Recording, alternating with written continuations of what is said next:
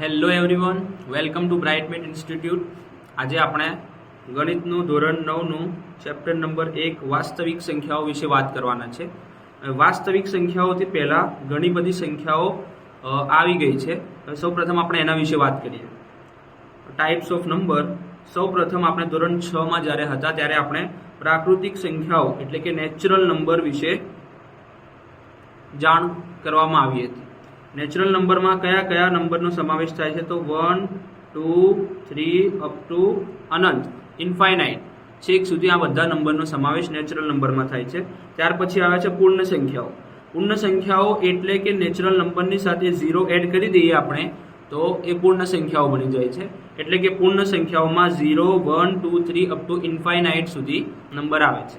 ત્યાર પછી આવશે પૂર્ણાંક સંખ્યાઓ. પૂર્ણાંક સંખ્યાઓમાં ઉપરવાળા એટલે કે પૂર્ણ સંખ્યાઓ તો આવશે, સાથે સાથે માઇનસ વાળી સંખ્યાઓનો સમાવેશ થશે. એટલે કે જ્યારે પણ પ્રાકૃતિક સંખ્યા અને પૂર્ણ સંખ્યા સાથે સાથે નેગેટિવ નંબર્સનો સમાવેશ થાય તો એને પૂર્ણાંક સંખ્યાઓ ઇન્ટીજર નંબર્સ કહે છે. ત્યારબાદ અપૂર્ણાંક સંખ્યાઓ. અપૂર્ણાંક સંખ્યાઓ એટલે કે p/q સ્વરૂપમાં આપેલી હોય. અપૂર્ણાંક સંખ્યાઓમાં અંશ અને છેદ આવેલો હશે અને p અને q ની વેલ્યુ આપણે w માંથી લેવાની રહેશે. એટલે કે પૂર્ણ સંખ્યાઓમાંથી લેવાની રહેશે. ત્યારબાદ આવશે સમય સંખ્યાઓ. સમય સંખ્યાઓ પણ લગભગ સેમ જ છે અપૂર્ણાંક સંખ્યાઓની જેમ, બટ અહીંયા એવું છે કે p અને q ની વેલ્યુ આપણે ઇન્ટીજરમાંથી લઈ શકીએ છીએ. એટલે કે માઇનસ વાળી સંખ્યા પણ લેવાશે અને અપૂર્ણાંક સંખ્યામાં ખાલી પોઝિટિવ નંબર લેવાશે, જ્યારે સમય સંખ્યામાં પોઝિટિવ અને નેગેટિવ નંબર બંને સંખ્યાઓ લઈ શકાય છે. ત્યારબાદ આવશે અસમય સંખ્યાઓ. હવે તમે એક વાત નોંધશો કે પ્રાકૃતિક સંખ્યામાં જેટલા નંબર હતા એ ત્યાર પછી તરત બીજી સંખ્યામાં હતા, કંઈક નવું એડ થયું હતું.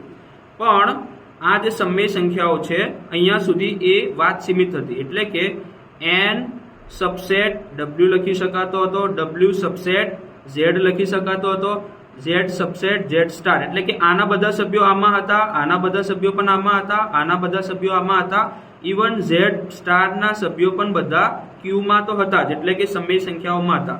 પણ આ અસમય સંખ્યાઓ એવી સંખ્યા છે કે જેમાં ઉપરના બધા સેટ સમાવેશ થતા નથી. એટલે કે અસમય સંખ્યાઓમાં ઉપર જે આપણે સંખ્યાઓ લીધી n, w, z, z star, q, આ સંખ્યાઓનો સમાવેશ થતો નથી. તો કઈ સંખ્યાઓનો સમાવેશ થાય છે આપણે જોઈએ. સૌપ્રથમ કે અનંત આવૃત સંખ્યાઓ. અનંત આવૃત સંખ્યાઓ એટલે કે જે સંખ્યાનું પોઈન્ટ પછી પુનરાવર્તન પણ ન થતું હોય અને એ સંખ્યા પૂરી પણ ન થતી હોય. જો હું તમને પોઈન્ટ પછી સંખ્યામાં 3 પ્રકાર છે. કયા કયા? એક તો સંખ્યા પૂરી થઈ જાય એટલે કે 0.50, આ સંખ્યા પૂરી થઈ ગઈ, એને કહેવાય અનંત આવૃત. બરાબર છે. બીજો એક પ્રકાર છે કે 0.50 એટલે કે શાંત સંખ્યાઓ કહેવાય, શાંત. અને જો 0. પછી 50, 50, 50, 50 એવું રિપીટ થયા કરે તો આ સંખ્યાઓને અનંત આવૃત સંખ્યાઓ કહે છે. અને જે સંખ્યાઓનું રિપીટેશન પણ ના હોય એટલે કે પુનરાવર્તન પણ ના હોય અને ચાલ્યા જ કરે, એટલે કે 3, 2, 4, 5, 7, 8, 5, મતલબ કે આપણે કોઈ રિપીટેશન દેખાવા ના મળે તો એને નોન ટર્મિનેટિંગ, નોન રિપીટિંગ એટલે કે અનંત અનાવૃત સંખ્યાઓ કહે છે. અનંત અનાવૃત સંખ્યાઓ. તો જેટલી પણ અનંત અનાવૃત સંખ્યાઓ છે એ બધી સંખ્યાઓનો સમાવેશ અસમય સંખ્યાઓમાં થાય છે. ત્યારબાદ વર્ગમૂળ p. વર્ગમૂળ p માં જે p ની સંખ્યા કઈ લેવાની? તો જેનું પણ વર્ગમૂળ ન નીકળતું હોય, એટલે કે વર્ગમૂળ હોય અને એના અંદર આવેલી સંખ્યા હોય એનું વર્ગમૂળ ન નીકળતું હોય તો એ સંખ્યાઓનો સમાવેશ પણ અસમય સંખ્યામાં થાય છે. ત્યારબાદ પાઈ છે, e છે, આવી સંખ્યાઓનો સમાવેશ પણ અસમય સંખ્યામાં થાય છે.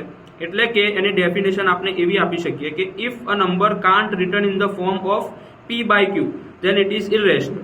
અસમય સંખ્યાઓને ઇરેશનલ નંબર કહે છે. એટલા માટે એમ કહેવાય કે જે સંખ્યાઓને p/q સ્વરૂપમાં ન લખી શકાતી હોય તેવી બધી જ સંખ્યાઓને અસમય સંખ્યાઓ એટલે કે q સ્ટાર કહે છે. મેં અહીંયા સ્ટાર લખવાનું ભૂલી ગયો છું, સ્ટાર, q સ્ટાર કહે છે. ઓકે. ત્યારબાદ આવશે વાસ્તવિક સંખ્યાઓ. વાસ્તવિક સંખ્યાઓ એવો સેટ છે કે જેમાં ઉપરોક્ત બધી જ સંખ્યાઓનો સમાવેશ થઈ જાય છે. ઇવન ઇરેશનલ નંબર એટલે કે અસમય સંખ્યાઓનો પણ સમાવેશ થઈ જાય છે. તો આપણે એની વ્યાખ્યા કંઈક આવી રીતે આપી શકીએ છીએ કે સમય સંખ્યાઓ એટલે કે q અને અસમય સંખ્યાઓના યોગગણને અથવા તો એ બંને સંખ્યાઓનો સેટ જે ભેગો થાય એ સંખ્યાઓને વાસ્તવિક સંખ્યાઓ કહી શકાય છે. તો આ હતી આપણી પાછલા બધા જ જેટલા જ પ્રકારના સંખ્યાઓ હતી બધા સંખ્યાઓનું રિવિઝન કરી લીધું. હવે આપણે ચેપ્ટરને આગળ લઈએ.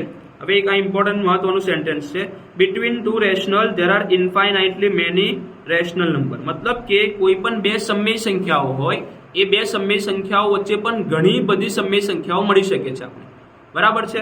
એટલે બે સમય સંખ્યાઓનો વચ્ચે પણ ઇન્ફાઇનાઇટલી મેની એટલે કે અનંત સંખ્યાઓ આપણે સમય સંખ્યાઓ મળી શકે છે. હવે આપણે કેટલીક સંખ્યાઓ લીધી છે, એનું સમય અને અસમય સંખ્યાઓમાં વર્ગીકરણ કરીએ. વર્ગમૂળ 23, તો આપણે ખબર છે કે જે વર્ગમૂળ આપેલું હોય અને અંદર આવેલી સંખ્યાનું વર્ગમૂળ ન નીકળતું હોય, તો અહીંયા 23 નું વર્ગમૂળ નીકળતું નથી. મેં અહીંયા તમને એક કહી દઉં કે ક્યુ સ્ટાર એટલે કે મેં અસમય સંખ્યા લીધી છે, એન્ડ ક્યુ એટલે કે મેં સમય સંખ્યા લીધી છે. આ નોટેશન લઈ લીધું છે તો એને દર્શાવવામાં ઈઝી પડે આપણે. હવે 23 નું વર્ગમૂળ નીકળતું નથી એટલે એ ડાયરેક્ટ થઈ જશે અસમય સંખ્યા. હવે અહીંયા વર્ગમૂળ તો આપેલું છે, પરંતુ અંદર આપેલી સંખ્યા છે 225. 225 નું વર્ગમૂળ નીકળે છે એટલે આપણે એને કહીશું સમય સંખ્યા. ત્યારબાદ આ સંખ્યા આપી છે 0.3796. તો આ સંખ્યા મેં તમને ઉપર કહ્યું એ પ્રમાણે શાંત સંખ્યા છે. આ જે સંખ્યાઓ છે એનો આપણે આગળ જતા ડિટેલમાં અભ્યાસ કરીશું. તો આ શાંત સંખ્યાઓ એટલે કે આ અનંત અનાવૃત સંખ્યા નથી. શાંત અથવા તો અનંત આવૃત હોય તો એ સમય સંખ્યામાં આવે છે. તો શાંત સમય સંખ્યાઓ હોય એને સમય સંખ્યા કહે છે. ત્યારબાદ અહીંયા એક સંખ્યા આપેલી છે અને પોઈન્ટ પછી અનંત સ્વરૂપે જાય છે, પણ અહીંયા રિપીટેશન થાય છે. તમે ધ્યાનથી જોશો તો 478 478 એવું રિપીટ થયા કરે છે. એટલે કે આ સંખ્યા પણ અનંત આવૃત છે, અને અનંત આવૃત એટલે કે સમય સંખ્યા. ત્યારબાદ આપણે એક સંખ્યા જોઈએ તો અહીંયા એક પોઈન્ટ પહેલા 10 આવે છે, પછી 100 આવે છે, પછી 1000 આવે છે, પછી હજુ આગળ એવું ચાલ જ કરશે. તો આ સમય સંખ્યાઓ ના તો શાંત છે એટલે કે પોઈન્ટ પછી એક તબક્કે પૂરી પણ નથી થતી, અને એનું રિપીટેશન પણ થતું નથી. આ રિપીટેશન થયેલું ન કહેવાય. 10 પછી 100 આવે, પછી 1000 આવે તો એ રિપીટેશન ન કહેવાય. એટલે કે આવી સંખ્યાઓને અનંત અનાવૃત સંખ્યાઓ કહે છે, અને અનંત અનાવૃત સંખ્યાઓનો સમાવેશ ક્યુ સ્ટાર એટલે કે અસમય સંખ્યાઓમાં થાય છે. ત્યારબાદ આવશે 7 વર્ગમૂળ 5. 7 વર્ગમૂળ 5 માં તમે ધ્યાનથી જોશો તો વર્ગમૂળ 5 નું કઈ વર્ગમૂળ નીકળતું નથી, અને સમય અને અસમય સંખ્યાઓનો ગુણાકાર એ અસમય સંખ્યા મળે છે. ઓકે, નાવ હવે 7 વર્ગમૂળ 5. તો અહીંયા પણ વર્ગમૂળ 5, અહીંયા કઈ એનું વર્ગમૂળ નીકળે નહીં, એટલે કે 7 વર્ગમૂળ 5 એ પણ કેવી થઈ જશે? અસમય સંખ્યા થઈ જશે. ત્યારબાદ આવે છે વર્ગમૂળ 2 + 21, એટલે કે એક આપી છે સમય સંખ્યા અને એક આપી છે અસમય સંખ્યા. તો સમય અને અસમયનો ગુણાકાર, સમય અને અસમયનો સરવાળો પણ અસમય સંખ્યા મળે છે. સેમ અહીંયા પાય આપ્યો છે, પાય એટલે ઇરેશનલ નંબર, તો એ પણ અસમય થઈ જશે. ત્યારબાદ હવે આપણે અહીંયા જોઈશું કે 3 વર્ગમૂળ 2 ગુણાકાર 5 વર્ગમૂળ 2, એટલે આપણે દેખાવમાં તો આ અસમય લાગે છે, અહીંયા પણ વર્ગમૂળ છે અને અહીંયા પણ વર્ગમૂળ છે, પરંતુ અહીંયા ગુણાકારની નિશાની હોવાથી વર્ગમૂળ 2 ગુણાકાર વર્ગમૂળ 2 એ 2 થઈ જશે, બરાબર. એટલે આ જે અસમય સંખ્યા હતી એ કન્વર્ટ થઈને સમય સંખ્યામાં આવી જશે. એટલે કે 3 × 5 × 2, તો 3 × 5 = 15, 15 × 60, એટલે કે આપણી આ જે 60 છે એ કેવી સંખ્યા કહેવાય? સમય. એટલે આ જે સંખ્યા 3 વર્ગમૂળ 2 ગુણાકાર 5 વર્ગમૂળ 2 છે એ પણ મારી સમય સંખ્યા થઈ જશે. ઓકે, ત્યારબાદ આપણે જોઈએ તો વર્ગમૂળ 1250 વર્ગમૂળમાં 32. તો આના પણ આપણે અવયવ પાડીશું. 625 × 2 થશે, વર્ગમૂળ 32 ના 16 × 2 થશે, 2 કેન્સલ થઈ જશે. 625 નું વર્ગમૂળ થઈ જશે 25, અને 16 નું વર્ગમૂળ થઈ જશે 4, એટલે કે આ લોકોનું વર્ગમૂળ નીકળી ગયું. આમ આ સંખ્યા પણ સમય સંખ્યા છે. આવી જ રીતે ઘણા બધા બીજા ઉદાહરણ આપેલા છે. આપણે છેલ્લી સંખ્યા એક જોઈએ. અહીંયા આપણે દેખાવમાં એવું લાગે છે કે એક સમય સંખ્યા લીધી છે અને એક અસમય સંખ્યા લીધી છે, અને સમય અને અસમયનો સરવાળો તો અસમય થાય, પરંતુ સાથે અહીંયા વત્તા કરીને માઇનસ વર્ગમૂળ 3 લઈ લીધો છે. એટલે કે વત્તા વર્ગમૂળ 23 અને ઓછા વર્ગમૂળ 23 આ બંને કેન્સલ થઈ જશે, અને જવાબમાં રહેશે ખાલી 3, અને 3 તો સમય સંખ્યા છે. એટલે આપણી આ આખી સંખ્યા પણ સમય સંખ્યા થઈ જશે. આમ આપણે સમય સંખ્યા અને અસમય સંખ્યાનું ઉપરોક્ત માહિતી, આ માહિતી પરથી આપણે વર્ગીકરણ કરી શકીએ છીએ. ત્યારબાદ આવશે નવો ટોપિક.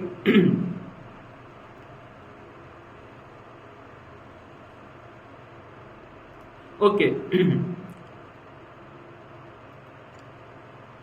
સમય સંખ્યાઓ વચ્ચેની સમય સંખ્યાઓ. મતલબ કે આપણે અહીંયા 2 સમય સંખ્યા આપી દીધી હશે અને એના વચ્ચેની અમુક સમય સંખ્યાઓ આપણે શોધવા કહે છે. તો એ કેવી રીતે શોધવાની? તો એમાં પણ 2-3 પ્રકાર છે. કયા કયા પ્રકાર છે આપણે વારાફરતી જોઈએ. ઓકે, પહેલો પ્રકાર છે અહીંયા જ્યારે 1 અને 2 એના વચ્ચેની સમય સંખ્યા, એટલે કે આપણે એકદમ પરફેક્ટ નંબર આપેલો હોય એના વચ્ચેની સમય સંખ્યા શોધવાની કે. પછી ત્યારબાદ બીજો એક પ્રકાર છે કે છેદવાળી સંખ્યાઓ આપેલી હોય અને એના વચ્ચેની સમય સંખ્યાઓ શોધવાનું કે. પછી ત્રીજો એક પ્રકાર છે કે છેદવાળી સંખ્યા તો આપેલી હોય પરંતુ અહીંયા છેદ સરખા હતા, અહીંયા છેદ સરખા નથી, તો આવી સંખ્યાઓ વચ્ચે પણ સમય સંખ્યા શોધવાનું કીધું હોય ત્યારે શું કરવું. તો આ 3 પ્રકાર છે. આપણે વારાફરતી 3 પ્રકાર જોઈએ. જ્યારે આપણે અહીંયા પ્રશ્ન નંબર 1 માં એવું કીધું છે 1 અને 2 વચ્ચેની 5 સમય સંખ્યાઓ શોધો. તો જેટલી પણ સમય સંખ્યા શોધવાનું કીધું હોય એમાં એક વધારી દેવાનું. ધ્યાનથી જોજો, અહીંયા શું કર્યું છે મેં, 5 સમય સંખ્યાઓ શોધવાનું કીધું છે તો આપણે અહીંયા 6 લખી દઈશું. બરાબર. હવે કોના કોના વચ્ચે, તો 1 અને 2 વચ્ચે. તો હું પહેલા 1 અને 2 અહીંયા લખીશ અને ગુણાકારમાં ગુણાકાર 6/6 એ કરીશ. ઓકે, ગુણાકાર 6/6 કરીશ. અહીંયા પણ ગુણાકાર 6 અને ભાગાકાર 6 કરી દઈશ. હવે આ 6 ક્યાંથી આવ્યો, તો અહીંયાથી આવ્યો. 5 સમય સંખ્યાઓ શોધવાનું કીધું હતું તો આપણે અહીંયા એક વધારીને 6 લખી દીધું, એટલે કે ગુણાકાર 6 અને ભાગાકાર પણ 6 કરી દઈશું. જો અહીંયા 5 ની જગ્યાએ 7 સમય સંખ્યા શોધવાનું કીધું હતું તો આપણે 7 + 1 = 8, એટલે કે આપેલ સંખ્યાઓ સાથે 8 વડે ગુણીને ભાગી નાખતા. તો આવી રીતે આપણે અહીંયા ગુણાકાર ભાગાકાર કરવાનો છે. બસ પછી અહીંયા ગુણાકાર આવશે નોર્મલી 6 × 1 એટલે 6 અને અહીંયા 6 6 નો 6 રહી જશે, એટલે 6/6 આવી પહેલી સંખ્યા અને ત્યારબાદ 2 ગુણાકાર 6/6 એટલે કે 2 × 12 ભાગાકાર 6. આપણે આ બે સંખ્યાઓ મળી ગઈ છે.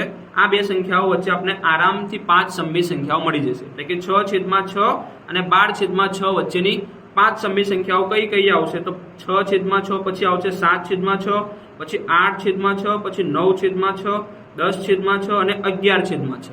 એમ આ 5 સમય સંખ્યાઓ એ 1 અને 2 વચ્ચેની સમય સંખ્યાઓ છે. ઓકે, આ તમારા માટે હોમવર્ક છે. નાવ હવે બીજો પ્રશ્ન, 1/2 અને 3/2 વચ્ચેની 3 સમય સંખ્યાઓ. તો અહીંયા પણ આપણે 3 સમય સંખ્યા શોધવા કીધું છે, તો 3 + 1 = 4 તો કરવાનું જ છે. બરાબર. આ 4 ને આપણે ગુણીને ભાગવાના છે. કેવી રીતે આગળ જોઈએ આપણે. હવે આ બે સમય સંખ્યાઓ આપે મેં અહીંયા લખી દીધી, 1/2 1/2, 3/2 3/2.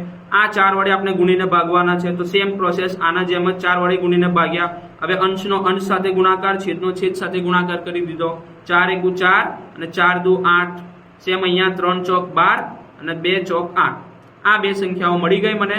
અહીંયા જનરલી આપણે છેદ સરખા કરી દીધા છે. છેદ સરખા કરી દીધા તો હવે આપણે એના વચ્ચેની સમય સંખ્યાઓ મળી જશે. એટલે કે 4/8 અને 12/8 વચ્ચેની સમય સંખ્યાઓ કઈ થશે, તો 5/8, 6/8, 7/8. આપણે તો 3 જ શોધવા કીધી હતી, અહીંયા ઘણી બધી સંખ્યાઓ મળશે. એટલે 11/8 સુધી આપણે જઈ શકીએ છીએ. 12/8 લેવાય નહીં. ના, હવે ત્રીજો પ્રકાર, 2/7 અને 3/4 વચ્ચેની 4 સમય સંખ્યાઓ શોધો. અહીંયા આપણે જોઈશું ધ્યાનથી, તો 7 અને 4 એટલે કે છેદ અલગ અલગ છે. અહીંયા તમે જોયું હશે કે આના છેદમાં કઈ નથી તો આ 1 ગણાય, આના છેદમાં પણ કઈ નથી તો 1 ગણાય, એટલે કે છેદ સરખા છે. બરાબર. અહીંયા પણ 2/2 એટલે કે બંનેના છેદમાં 2 હોવાથી છેદ સરખા છે, એટલે આપણે કઈ પ્રક્રિયા કરવી પડતી ન હતી. હવે અહીંયા તમે ધ્યાનથી જોશો તો અહીંયા છેદ સરખા નથી અને સમય સંખ્યાઓ શોધવાની છે 4 આપણે. 4 + 1 5 આ તો આપણે કરી દેવાના છે. બરાબર. કારણ કે આગળ જતા આપણે કામ લાગશે. કદાચ એવા દાખલામાં ડાયરેક્ટ કામ થઈ જશે, નહીં તો કદાચ કામ ન લાગે તો 4 + 1 એટલે 5 આપણે 5 વડે ગુણીને ભાગવા પડશે. એટલે કે એક વાત અહીંયાથી નક્કી થઈ કે અહીંયા જેવી રીતે આપણે 6 વડે ગુણીને ભાગતા હતા, અહીંયા 4 વડે ગુણીને ભાગ્યા. કદાચ આ દાખલામાં, જે દાખલામાં છેદ સરખા ન હોય એ દાખલામાં આપણે ગુણીને ભાગવા ન પણ પડે. બરાબર. હવે આગળ જોઈએ. તમે પહેલા અહીંયા 2/7 લખી દીધા, અહીંયા 3/4 લખી દીધા. હવે શું કરવાનું, તો હવે બેટા અહીંયા લસા લેવાનો છે. લસા લેવાનો એટલે કે આનો જે છેદ હોય એના વડે ગુણીને અહીંયા ભાગવાના છે. એટલે કે અહીંયા 7 હતા તો મેં અહીંયા 7 વડે ગુણીને ભાગ્યા, અને આનો જે છેદ હોય એટલે કે અહીંયા 4 છે તો એના વડે અહીંયા ગુણીને ભાગવાના છે. તો અહીંયા 4 હતા તો મેં 4 વડે ગુણીને ઉપર ભાગ્યા, અને અહીંયા 7 હોય તો અહીંયા 7 વડે ગુણીને ભાગવાના છે. બસ પછી તો ગુણાકાર કરવાનો છે. 2 × 8, 7 × 28. સેમ નીચે 3 + 21, 4 + 28. ઓકે. આ બે વચ્ચેની 4 સમય સંખ્યાઓ આપણે ઈઝીલી મળી જશે. એટલે કે 8/28 પછી આવશે 9/28, 10/28, 11/28. ક્યાં સુધી જઈ શકાય, તો 21 થી પહેલા હવે 20/28 સુધી જઈ શકાય. તો આટલી બધી સમય સંખ્યાઓ મને ઈઝીલી મળી જશે. આમ નીચેના પ્રશ્નો જે આપેલા છે એ પ્રશ્નો તમારા માટે હોમવર્કમાં છે. ઓકે. હવે ત્યારબાદ આવશે વર્ગમૂળ p ને સંખ્યા રેખા પર દર્શાવો. વર્ગમૂળ p એટલે કે વર્ગમૂળમાં કોઈ સંખ્યા આપેલી હોય અને એ કેવી હોય તો પૂર્ણ વર્ગ ના હોય. જો જનરલી આપણે સંખ્યા રેખા જોઈ હશે, સંખ્યા રેખામાં આપણે જોઈએ તો સંખ્યા રેખા પર કોઈ સંખ્યા તમને દર્શાવવાનું કે તો આપણે આરામથી દર્શાવી શકીએ છીએ કે 0 ક્યાં આવે તો અહીંયા આવે, પછી 1 ક્યાં આવે તો અહીંયા આવે, 1/2 ક્યાં આવે તો અહીંયા આવે, બરાબર. વર્ગમૂળમાં 4 ક્યાં આવે તો વર્ગમૂળ 4 એટલે 2, તો એ 2 અહીંયા આવે. પરંતુ વર્ગમૂળમાં કોઈ સંખ્યા આપેલી હોય અને એનું વર્ગમૂળ ન નીકળતું હોય તો એ સંખ્યાઓને કેવી રીતે આપણે સંખ્યા રેખા પર દર્શાવી, તો એના માટેની મેથડ આપણે અહીંયા આપણા આ પ્રકરણમાં આપેલી છે. ઓકે, આપણે વારાફરતી જોઈએ તો વર્ગમૂળ p ને સંખ્યા રેખા પર દર્શાવો અને p બરાબર પૂર્ણ વર્ગ ન હોય તેવી સંખ્યાઓ. ઓકે, ચાલો એમાં બે પ્રકાર છે, વર્ગમૂળ 2, વર્ગમૂળ 3, વર્ગમૂળ 13, વર્ગમૂળ 17 જેવી સંખ્યાઓ, અને હજુ એક બીજો આવશે આપણે પાછળ નીચે જોઈએ છે. કેવી રીતે કરવાનું તમે સ્ટેપ બાય સ્ટેપ અહીંયા નોટ્સ બનાવેલા છે, એમાંથી આપણે જોઈએ. વર્ગમૂળ 2 આપણે જો સૌપ્રથમ આપણું પહેલું સ્ટેપ એવું હશે કે એ વર્ગમૂળ જે આપણે આપ્યું હોય, મતલબ કે મને જો એમને એવું કે વર્ગમૂળ 2 ને સંખ્યા રેખા પર દર્શાવો તો હું શું કરીશ, તો પહેલા વર્ગમૂળ 2 અહીંયા લખીશ અને તેની નજીકનો પૂર્ણ વર્ગ શોધીશું. સ્ટેપ 1 મારું એ જ છે કે નજીકની પૂર્ણ વર્ગ સંખ્યા. 2 ની નજીકની પૂર્ણ વર્ગ સંખ્યા કઈ છે, તો 2 ની નજીકની પૂર્ણ વર્ગ સંખ્યા છે 1. તમે અહીંયા 1 લખી દીધું. હવે મને 2 લાવવા માટે કેટલી સંખ્યા બાકી રહેશે, તો મને 2 લાવવા માટે +1 કરવું પડશે, તો મેં અહીંયા +1 કરી દીધું છે. ખબર પડી ગઈ? મતલબ કે મને વર્ગમૂળમાં બધી જ સંખ્યાઓને પૂર્ણ વર્ગ સંખ્યા બનાવવાની છે. શોર્ટમાં હું તમને કહું તો આ જે 2 છે આપેલા, એ 2 ને મને સરવાળાના સ્વરૂપે એવી રીતે લખવાના છે કે અંદર વર્ગમૂળમાં જેટલી પણ સંખ્યાઓ છે બધી પૂર્ણ વર્ગ સંખ્યામાં રૂપાંતર થઈ જાય. તો મેં 2 લખ્યા, 2 ના નજીકની પૂર્ણ વર્ગ સંખ્યા મને 1 મળી, તો મેં શું કર્યું, 1 તો લખી દીધા. પછી પાછા 2 લાવવા માટે મને કેટલાની જરૂર છે, તો +1 ની, તો મેં +1 લખી કાઢ્યા છે. ઓકે, ત્યારબાદ હવે આપણે આને પૂર્ણ વર્ગ સંખ્યામાં કન્વર્ટ કરીએ તો 1 ને પૂર્ણ વર્ગ સંખ્યામાં કેવી રીતે કરાય, તો સીધી વાત છે 1 નો વર્ગ. તો મેં અહીંયા 1 નો વર્ગ લખી દીધો, અહીંયા પણ 1 નો વર્ગ થઈ ગયો, બરાબર છે. એટલે આ જે સંખ્યા આપણી હતી એ પૂર્ણ વર્ગમાં કન્વર્ટ થઈ ગઈ. આમ તો દાખલો આપણે આનાથી આગળ કરવાનો છે, પણ હજુ બીજા 2-3 એક્ઝામ્પલ લઈએ તો આપણું સ્ટેપ 1 પરફેક્ટ થઈ જાય. ઓકે, ચાલો વર્ગમૂળ 5. વર્ગમૂળ 5 ની પૂર્ણ વર્ગ સંખ્યા નજીકની કઈ છે, તો 4. તો મેં 4 તો લખી દીધા, પણ હવે એને 5 માં કન્વર્ટ કરવા માટે મને +1 લખવું પડશે, તો મેં અહીંયા +1 લખ્યા. હવે 4 ને કેવી રીતે લખાય, તો 2 નો વર્ગ લખાય, 1 ને 1 નો વર્ગ લખાય, બરાબર છે. સેમ આવી રીતે 13 ની નજીકની પૂર્ણ વર્ગ સંખ્યા 9 થઈ જશે. 9 ને કેવી રીતે લખાય, તો 3 નો વર્ગ. હવે 13 લાવવા માટે અહીંયા મને +4 કરવા પડશે. 4 ને કેવી રીતે લખાય, તો 2 નો વર્ગ, સેમ એઝ વર્ગમૂળમાં 17. હવે આપણે આ 2 સંખ્યા મળી ગઈ છે. ઓકે, હવે આ જે સંખ્યા મળી મને એ એકમમાં મળી, મતલબ કે આ 1 એકમ મળ્યું, 1 એકમ મળ્યું, આ 2 એકમ મળ્યું, આ 1 એકમ મળ્યું, આ 3 એકમ, આ 2 એકમ, આ 4 એકમ અને આ 1 એકમ. હવે આપણે સંખ્યા રેખા પર દર્શાવીશું તો એમાં આપણે સેન્ટીમીટરમાં અથવા તો મીટરમાં કન્વર્ટ કરીશું, બરાબર. તો હું અહીંયા 1 એકમ બરાબર 2 સેન્ટીમીટર લઉં છું, બરાબર છે. તો હું અહીંયા 1 એકમ બરાબર મેં 2 સેન્ટીમીટર લઈ લીધા, 1 એકમ બરાબર 2 સેન્ટીમીટર, 2 એકમ બરાબર 4 સેન્ટીમીટર, 1 એકમ બરાબર 2 સેન્ટીમીટર, સેમ એઝ 1 એકમ બરાબર 2 સેન્ટીમીટર હોય તો 3 એકમ બરાબર 6 સેન્ટીમીટર થઈ જશે. ત્યારબાદ 2 એકમ બરાબર કેટલા થઈ જશે, 4 સેન્ટીમીટર, 4 એકમ બરાબર 8 સેન્ટીમીટર, 1 એકમ બરાબર 2 સેન્ટીમીટર. હવે આનું કરવાનું શું છે, તો આમાં જે પહેલો નંબર છે, મતલબ કે આ વાળો પહેલો 2 છે, એને આપણે રો પર દર્શાવીશું. રો એટલે કે સંખ્યા રેખાના આ વાળા ભાગમાં દર્શાવીશું, અને બીજા નંબર પર જે હોય એને કોલમમાં દર્શાવીશું. આ એક ટ્રીક છે. એવી રીતે 2 તો મેં એને આવી રીતે શોર્ટમાં લખી કાઢ્યા છે કે પહેલું જે હોય એને હું રોમાં એટલે કે આડી રેખા પર દર્શાવીશ, અને જે બીજા નંબર પર છે એને હું ઊભી રેખામાં દર્શાવીશ. તો આપણે વારા પરથી આગળ જઈએ.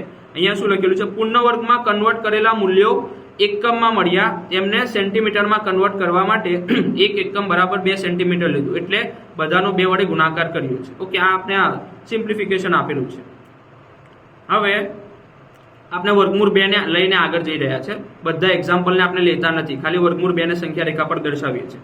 જો હવે શું કરવાનું છે, વર્ગમૂળ 2 માટે મેં શું કરીશ, વર્ગમૂળ 2 નહીં, એક્ઝામ્પલ 2 લીધું છે, એટલે વર્ગમૂળ 5 ને સંખ્યા રેખા પર લીધું છે. વર્ગમૂળ 5 ના મને કયા બિંદુ મળ્યા, તો 4, 2.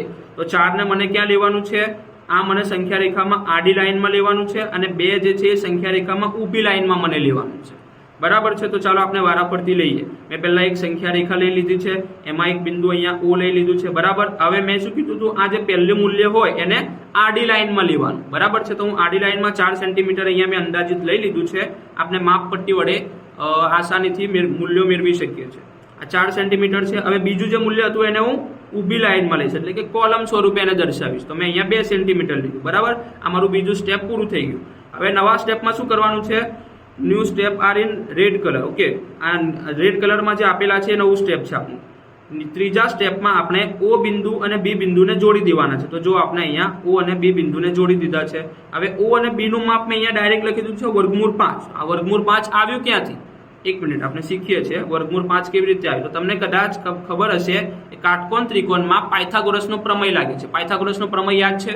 પાયથાગોરસનો પ્રમેય છે કર્ણનો વર્ગ બરાબર એક બાજુના માપનો વર્ગ વત્તા બીજી બાજુના માપનો વર્ગ.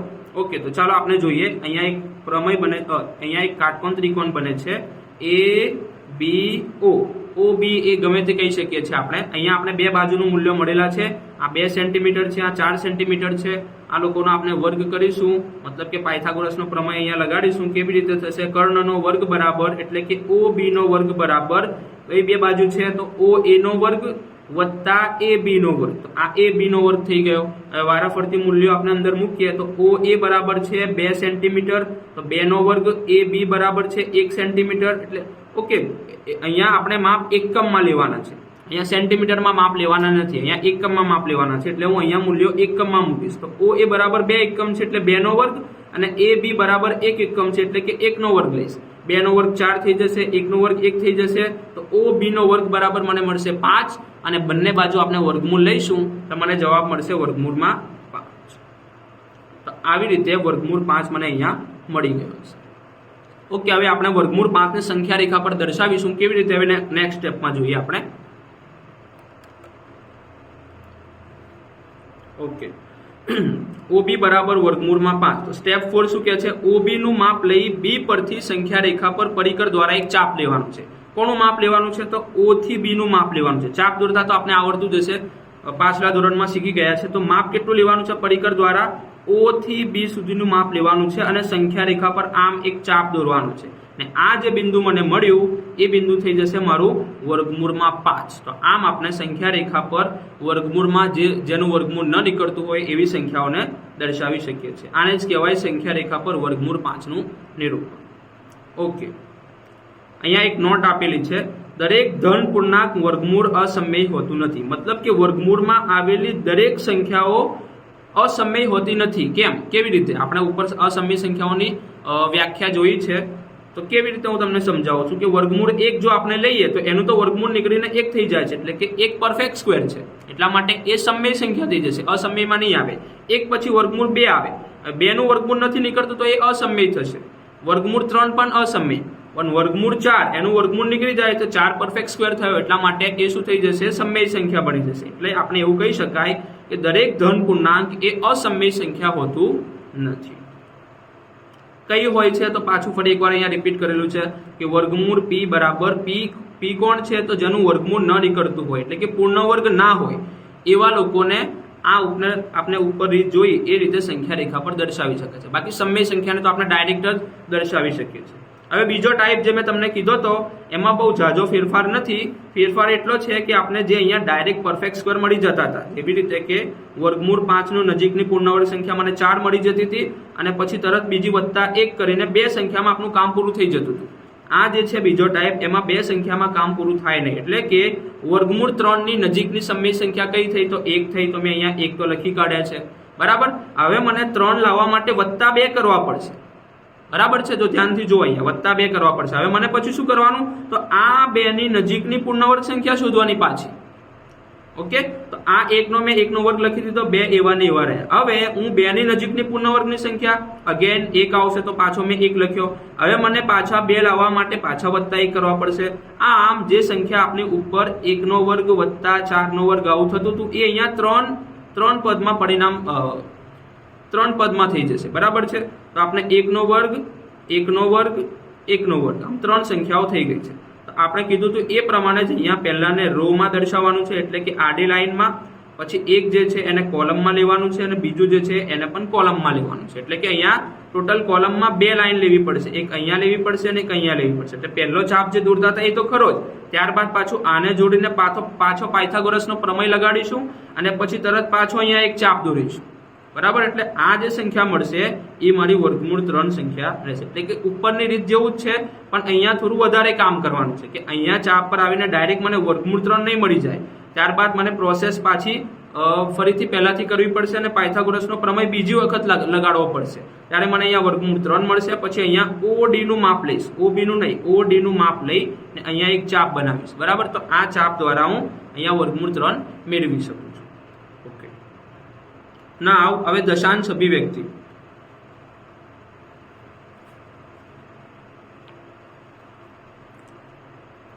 આપણે અત્યાર સુધી કોઈ એવું કે 5/6 અથવા તો 1/3 આ સંખ્યાનું દશાંશ અભિવ્યક્તિમાં કન્વર્ટ કરો તો આપણે આરામથી કરી શકીએ છીએ કે 0.3333 આવું થાય છે. પણ કોઈ આપણે એવું કે આ 0.3333 છે એને p/q સ્વરૂપમાં લાવો તો આપણે મુશ્કેલી પડે છે. એવું લાગે છે આ કેવી રીતે મળે? કારણ કે આમાં તો આપણે ઇઝીલી ભાગાકાર જે આપણે પ્રાઇમરીમાં ભણીને આવ્યા છે એ ભાગાકાર કરીને આપણે કરી નાખીએ છીએ. તો એના માટેની રીત આ છે, આપણે વારાફરતી શીખીએ. એના 3 પ્રકાર છે ટોટલ. ઓકે. કેવી રીતે? તો દશાંશ અભિવ્યક્તિના મુખ્યત્વે 2 પ્રકાર છે, સમમેય સંખ્યા, અસમમેય સંખ્યા, rational number and irrational number. હવે રેશનલ નંબરમાં પાછા 2 પ્રકાર છે, એટલે કે સમમેય સંખ્યાના 2 પ્રકાર કયા કયા? એક શાંત દશાંશ અભિવ્યક્તિ અને એક અનંત આવૃત દશાંશ અભિવ્યક્તિ. એના 2 પ્રકાર કેવી રીતે આપણે ડિટેલમાં જોઈએ. એનાથી પહેલા આપણે અસમમેય સંખ્યાનો પણ એક પ્રકાર જોઈ લઈએ. અસમમેય સંખ્યાનો પ્રકાર કયો છે? અનંત અનાવૃત દશાંશ અભિવ્યક્તિ. યાદ કરો, આપણે અસમમેય સંખ્યામાં આગળ જોયું હતું કે જે સંખ્યાઓ અનંત અનાવૃત દશાંશ અભિવ્યક્તિમાં હોય એને અસમમેય સંખ્યાઓ કહે છે, અને જે સંખ્યાઓ શાંત દશાંશ અભિવ્યક્તિ અથવા અનંત આવૃત દશાંશ અભિવ્યક્તિમાં હોય એ સંખ્યાઓને સમમેય સંખ્યાઓ, રેશનલ નંબર કહે છે. હવે આ સંખ્યાઓને કેવી રીતે કન્વર્ટ થાય એ આપણે જોઈએ. તો જ્યારે પણ આપણે અહીંયા પોઈન્ટ પછી એક તબક્કે અંકો પૂર્ણ થઈ જાય, મતલબ કે અહીંયા 36/100 કર્યું આપણે. બરાબર છે. 36/100 એટલે કે આપણે એનો ભાગાકાર કરીશું તો મને જવાબ મળશે 0.36. એક્ઝેક્ટ 6 પછી કોઈ સંખ્યા આવે નહીં, પૂરું થઈ જશે અહીંયા. તો આ સંખ્યાઓને કહેવાય શાંત દશાંશ અભિવ્યક્તિ અને સાથે સાથે એને કહેવાશે સમમેય સંખ્યા. એવી જ રીતે બીજું ઉદાહરણ 4/1/8. આ મિશ્ર અપૂર્ણાંક છે, એને આપણે કન્વર્ટ કરીએ તો 4×8 = 32 + 1 એટલે 33/8 થઈ જશે. અને 33 નો ભાગાકાર 8 વડે તમે કરશો તો જવાબ આવશે 4.125. એટલે કે અહીંયા પોઈન્ટ પછી સંખ્યા તો આવે છે પણ એક તબક્કે પૂર્ણ થઈ જાય છે, અહીંયા આગળ જાય નહીં. 125 પછી આગળ કંઈ મળે નહીં. તો આવી સંખ્યાઓ હોય જે પોઈન્ટ પછી એક તબક્કે અંકો પૂર્ણ થઈ જાય તો આવી સંખ્યાને શાંત દશાંશ અભિવ્યક્તિ કહે છે. નાવ હવે આપણે જોઈએ અનંત આવૃત દશાંશ અભિવ્યક્તિ. એમાં શું છે? તો પોઈન્ટ પછી અંક કે અંકોના જૂથનું પુનરાવર્તન થાય. કે પોઈન્ટ પછી સંખ્યા તો આવશે પણ એક તબક્કે પૂર્ણ નહીં થાય, આવતી સંખ્યાઓનું પુનરાવર્તન થશે. બરાબર છે. તો આપણે જોઈએ સૌપ્રથમ 2/11. 2 નો તમે 11 વડે ભાગાકાર કરશો તો પોઈન્ટ પછી સંખ્યાઓ અનંત સુધી તો ચાલતી રહેશે, છેક સુધી જશે, પણ અહીંયા શું થશે? પોઈન્ટ પછી 18, 18, 18, 18, બસ 18 જ આવ્યા કરશે. એટલે આપણે એને એવું કહેવાય કે અંકોનું પુનરાવર્તન થયું, અંકોના જૂથનું પુનરાવર્તન થયું, 18 નું પુનરાવર્તન થાય છે, રિપીટેશન થાય છે, ટર્મિનેટિંગ રિપીટેશન. બરાબર છે. તો 0.18, 18, 18 હવે 8 સંખ્યાઓને આપણે વારંવાર 18, 18 ના લખવું હોય તો એનું એક નોટેશન છે કે એને 18 આવું લખીને એના ઉપર એક લીટી કરી દેવામાં આવે છે. આ લીટીને કહેવાય બાર. કે અહીંયા બાર કરી દો તો એવું સમજવાનું કે ભાઈ આ અનંત આવૃત દશાંશ અભિવ્યક્તિ છે. 0.18, 18, 18 ચાલ્યા કરશે છેક સુધી. સેમ એવું 3/13 માટે થાય છે. 1/17 માટે તમે ધ્યાનથી જોશો તો 1/17 એ બહુ મોટો ભાગાકાર છે. એને ભાગાકાર કરતા કરતા આગળ જઈએ આપણે તો છેક 7 સુધી જવાય છે ને પછી અહીંયાથી આ બધી સંખ્યાઓ રિપીટેશન થાય છે. બરાબર. એટલે 1/17 પણ અનંત આવૃત દશાંશ અભિવ્યક્તિ છે. જનરલી આપણે ભાગાકાર કરીને 4, 5, 6 સંખ્યા સુધી જઈએ અને જોઈએ કે ભાઈ રિપીટ થતું નથી, સંખ્યાઓ આગળ જઈએ તો આપણે સીધું શું કહી દઈએ છીએ કે ભાઈ ના, આ તો અનંત આવૃત નથી, કારણ કે આમાં કોઈ સંખ્યા રિપીટ થતી નથી. પણ 1/17 એવું એક્સેપ્શન ઉદાહરણ છે કે જેમાં તમે સંખ્યાઓને આગળ ભાગાકાર કરતા કરતા આગળ જશો તો 7 પછી અહીંયા ફરીથી 0, 5, 8, 8, 2, 3, 5, 7 આવી રીતે ચાલ્યા કરશે. એટલે કે 1/17 પણ અનંત આવૃત દશાંશ અભિવ્યક્તિ છે.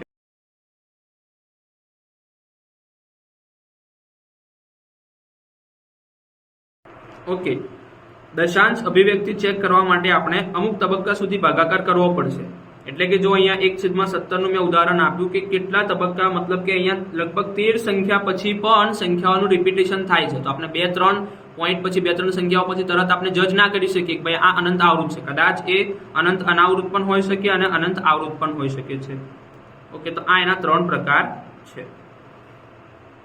હવે આપણે જોઈએ કે પોઈન્ટ આ વાળી સંખ્યાઓ જોઈએ કે જ્યારે આપણે ડેસિમલ પ્લેસીસમાં એટલે કે દશાંશ અભિવ્યક્તિમાં આપ્યું હોય અને એને p/q માં કન્વર્ટ કરવાનું કીધું હોય તો એની 3 ફોર્મ્યુલા છે આપણી પાસે. તો formula number 1, let me add the page.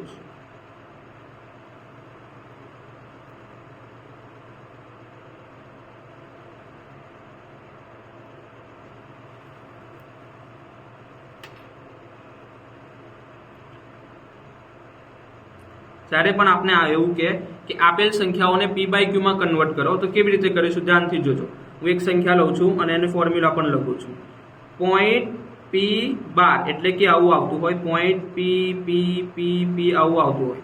Example તરીકે લઉં તો 0.312 એટલે કે 0.3333 આવું છેક સુધી ચાલ્યા જ કરતું હોય તો આની એક ફોર્મ્યુલા છે કે પોઈન્ટ p12 બરાબર p/9 p/9 બરાબર છે. તો અહીંયા મારો p બરાબર કેટલો છે? તો અહીંયા p બરાબર 3 છે ને ભાગાકાર તો 9 જ આવે. તો આ મેં એને p/q સ્વરૂપમાં કન્વર્ટ કરી દીધું. આ શોર્ટ ફોર્મ્યુલા છે. આને તમે સિમ્પ્લિફાય કરીને આગળ લઈ શકો છો. એટલે કે 3 × 3 3 × 9 એટલે કે 1/3.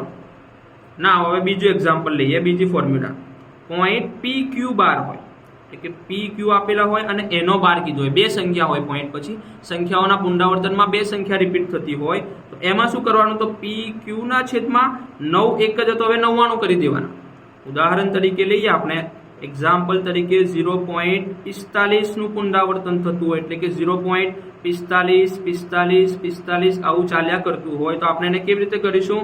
તો 45/99 આવી રીતે લખાય.